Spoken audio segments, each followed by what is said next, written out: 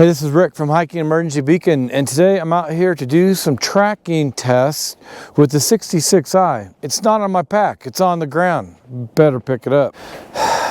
You know, sometimes you get everything ready, the gear is ready, the camera's ready, the battery's all checked out, and you start recording, and you realize that you forgot the most important piece, and that's the Garmin InReach GPSMAP 66i. All right, so as I said, I'm going to be testing three different things and three tracking ways to track. One is to start out with a hike, just turning the device on and just start walking or hiking, and will it track? And will you be able to track back to safety?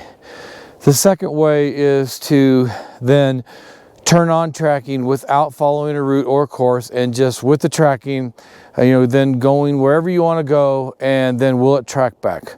Number three is if you create a course or follow a course or a route, how will it track and again track back? So let's get right to the test, and we'll follow up in a little bit with what I found out. Okay, I'm at the trailhead and nobody's here. First time this has happened in a long time. And my GPSMAP 66i is off. This is my first tracking test of the day. I'm going to do three of them. This first one is if I just get out of my vehicle and I turn on my 66i. But it's such a beautiful day that I'm just confident nothing's going to happen. And I don't need to start tracking. I don't need to follow a route because, I've been here before. And again, I want to remind everybody that all these tests and what I'm doing here is for if you really do find yourself lost. And it's always best to get out and test these multiple times, especially the 66i, because it's so powerful that there's many things that you need to really understand before you head out to a trail.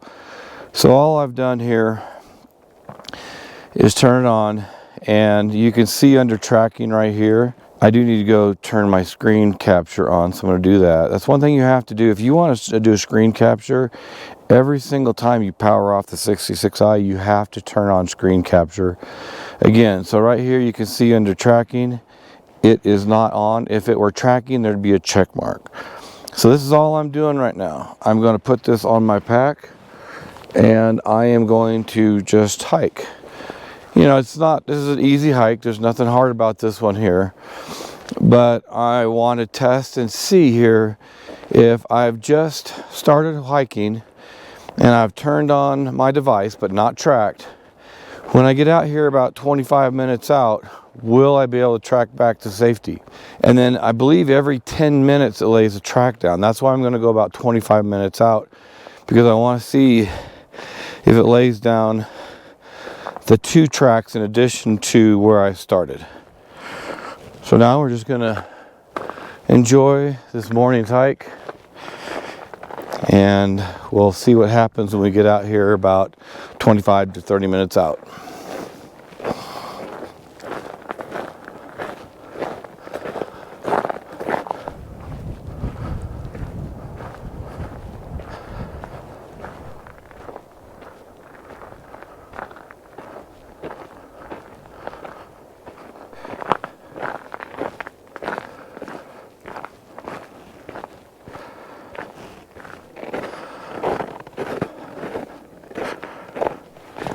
All right, I've gone at least 25 minutes out.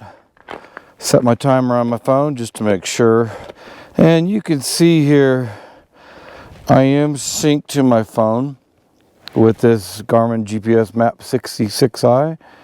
You can see down here where my blue arrow is, and up at the trailhead where that icon is, that's where I started. And now we're going to, I'm going to show you what it looks like on the 66i, but I just want to show you that I am also tracking on my smartphone. So I'm 25 minutes out here, and now I'm going to stop, or I'm going to track back. Now I can go to tracking here, but I don't think that's the right thing to do. and it is not. But if I go to map, you don't want map either. Recording controls. Now here, if I go to that's profile. Recording controls. There's no current activity. Okay, this should be very easy to track back, but I didn't start tracking when I was at the trailhead, and this is what I wanted to show all of you. I thought something would show up here for the tracking. Now, when I did this test with the Mini 2, it did have a point back at the trailhead, but it's not doing it here. Now, this is why everybody needs to come out and test everything, because, you know, in real life, if I had done this in real life, now I can still get back to the trailhead. See if I can do the up arrow here, and I can go up here and I can select this point at the trailhead. So the arrow's on the trailhead, and if I hit enter, it's going to give me some different trails here that I've already laid down. And actually what it's showing is the trails that are out here. Now in this particular case, I'm going to go down to Dawson's Butte Trail, and I'm going to select that. And then it says to go. I'm going to hit go. Now right there you can see the magenta path in front of me, and I've taken screenshots of all this. It's giving me my direction back. It's showing me there's a white arrow here and then the magenta path to get back to the trailhead. So it's really easy, even if you don't start tracking, to find your way back. I just wanted to do this first test to show you what I'm seeing or not seeing when you don't start tracking at all. Well, it's a gorgeous morning, and I have my trail back here, my path back. So let's follow this back to the trailhead, and we'll end this first test of the tracking.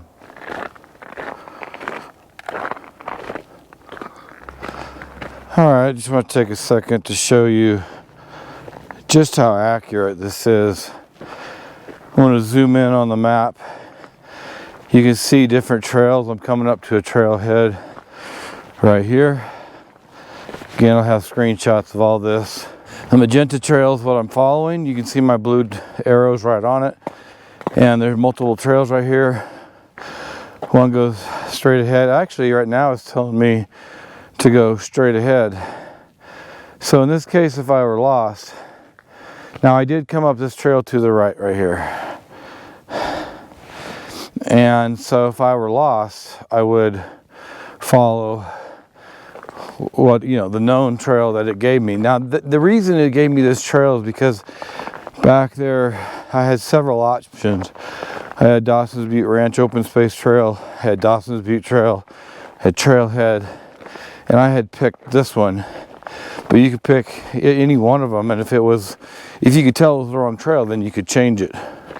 But you can see it's very accurate, following this trail precisely, and I will be back at the trailhead shortly.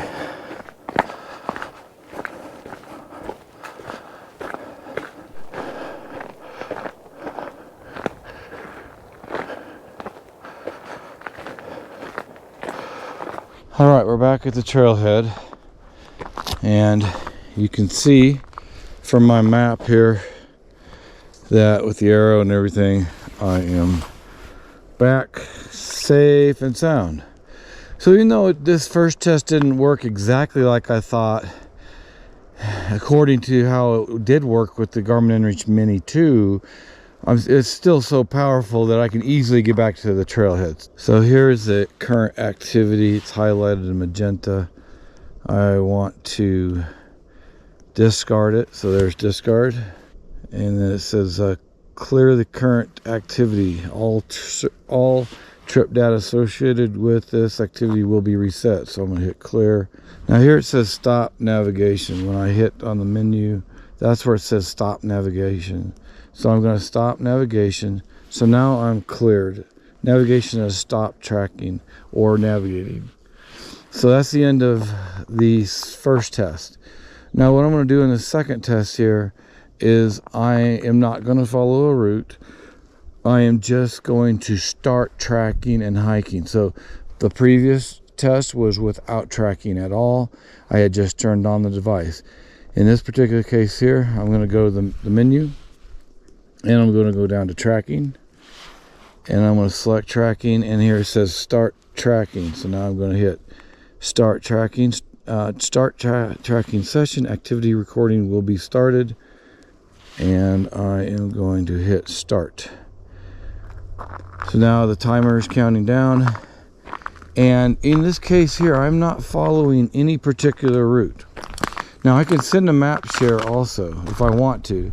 But in this case, I'm not sending a map share. I'm just tracking.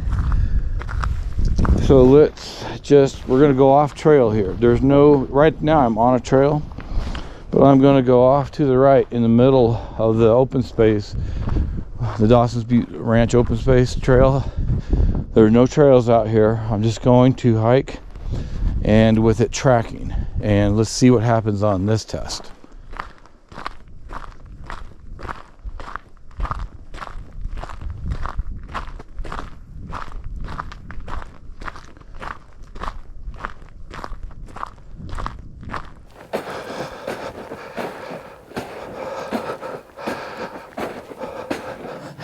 So on this particular test, I'm tracking, and real quick I want to show you on my smartphone. You can see the blue tracks behind me with the dots where it's tracking, and now on the device itself, what I'm seeing right here, it says stop tracking. But before we do that, let's go look at the map. Now, see right here, I'm going to zoom out, and even here, when I look back the way I came, you see the blue track and the dots. So it's tracking my location very accurately as I came in here. This wasn't very long of a hike here. It was only maybe 7 minutes long. But you can see how it's tracking. Now, if I want to stop this, see here it says stop, recording controls. I'm going to stop. Now, this is where I can resume, save, delete. I don't want to resume. I want to track back. So I want to go to tracking. Now it says start tracking, but I have already tracked. Let's go to activity. Active route, there is no active route. Recording controls, resume, save, discard.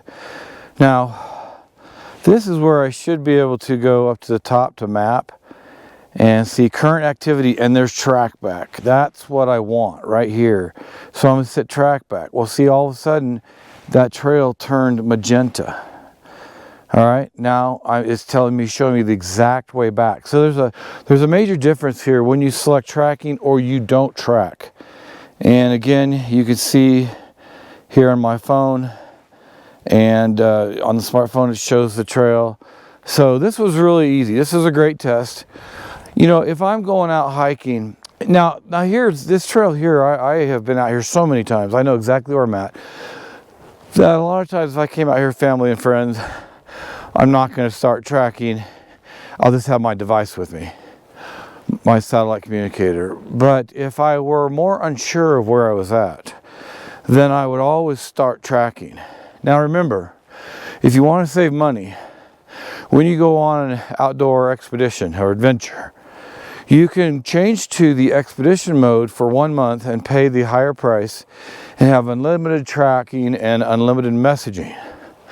Then when that adventure is over, then you can switch back to the recreation plan or safety plan, or you could even suspend your plan so you're not paying at all for the months you're not using it.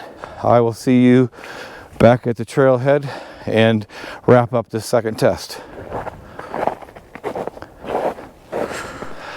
All right, I'm back at the trailhead. This is wrapping up the second test. You can see on my smartphone, I'm here, and you can also see on my GPSMAP 66i. Then I'm back at the trailhead. So that wraps up test 2. The third test is going to be following a route or a course and tracking along it and see what kind of results that gives us. I'll see you back here for the third test a little bit later today. All right, I'm back here in the afternoon with the third test. This third test is going to be about tracking again, but this time following a route. So let's go see about the route planner. Now here's Dawson's. So Dawson's is the first one that shows up because it is the closest one to me. Select it. Says route truncated. All right, on-road information calculating. So evidently I just turned this on and maybe it's not fully caught up to me. There's some issue here that this Dawson's route is not the correct route because it's only showing part of the trail, so I don't want it. Well, honestly, I must have made a change to the route and it's not the full route. So we're going to do something here real quick, and we're going to go to map, and we are going to go out here and we're going to follow a trail. I should probably show you guys why I'm doing this. So on map, I'm going to go pick a point. And I've been down this several times before. I was going to go a different route today. The problem is it's really windy, and that is a problem when I'm trying to do a video and you have it so you guys aren't hearing all the wind noise. So let's do something right here. I have a tent icon right here, and I'm going to click on this, and we're just going to now follow this. Now there's a trail X, and then there's, you might be able to see it here, there's a playpen path. That is actually the playpen path that I want. So I'm going to select it, and now it says go. So now, even though I'm not following a particular route that I had created at home on my Explorer page, I am following a route that I created here out on the trail. This is what's so nice about the 66i. Now, I want to make sure I do one other thing before I get sideways here. Let me go back to tracking, and let's go ahead and start tracking. There we go. So now we're counting down. It's tracking. I'm going to go back to my map, and you can see here the route I'm following in front of me is magenta, and it's a route that I just basically created here on the trail. Now, what I was saying here that's so awesome about the 66i, I had called Garmin today and talked to them because something didn't happen quite the way it did with the Mini 2. One of the things they explained to me was the 66i was created and given the inReach technology, but it was based on a previous 66S or ST. And that's what had incredible abilities for mapping and routes and all that. And so I just wanted to let you guys know here, the 66i is not just about the the SOS or the inReach technology and messaging. It really is more powerful because of the mapping capabilities. We'll talk more about it when I finish this up, but right now let's focus on the tracking on this route today. All right, we are almost to the point of the waypoint on the trail with the tent, and not that it's a campsite. It was just an icon that I had picked. I can see it a little bit better. It's actually, the icon is actually right up by where this trail splits. So we're going to walk just a little bit farther here, get to this point, and then do some tracking back to our start. We are coming up on it. Again, you can see the blue tracks behind me, or the blue path behind me, and then also blue or cyan colors of the dots that shows the tracks that are put down. All right, close enough. I'm going to hit enter here, and it says stop. So I'm going to hit the stop. Now it says resume, but I'm not going to do that. I'm going to quit out of this. I'm going to go to the menu. Well, there it said stop navigating. Let's go back to that. Stop navigation. So let's just hit that. And now I'm going to hit enter again. Now it says resume, so we don't want to do that. We're going to go back to the map.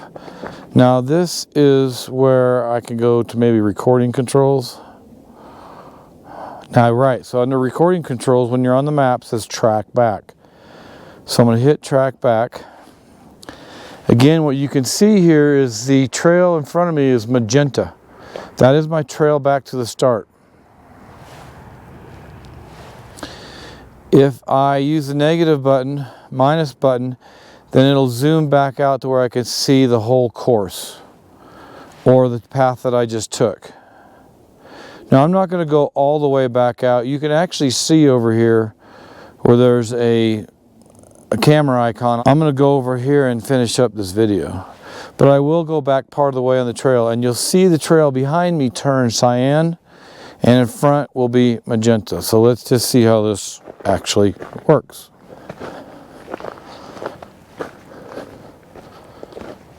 Okay, you can see here that I'm following this magenta trail back to the start.